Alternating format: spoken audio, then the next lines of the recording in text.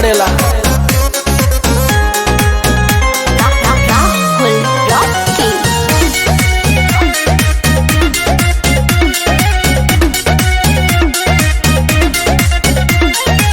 चैती बयरिया मचौले बतबाही, लस लस देह करे आवेला जम्हाई।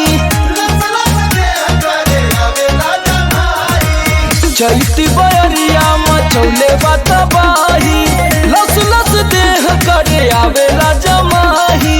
कैसे बताई कैसे जाके दुख अपन राजा हम बखानी, और कैसे जाके दुख अपन राजा हो बखानी।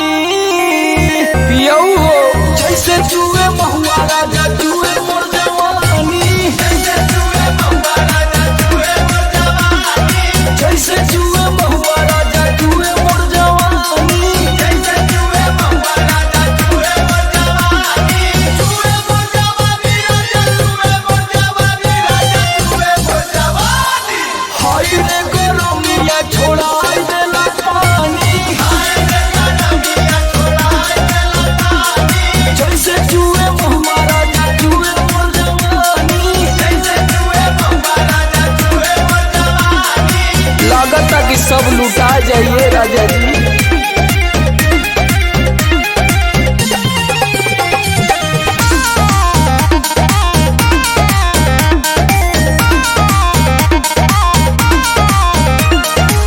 बहरा में राजा करता ड्यूटी, सगरो बिगड़ जाता हमरो नु ब्यूटी।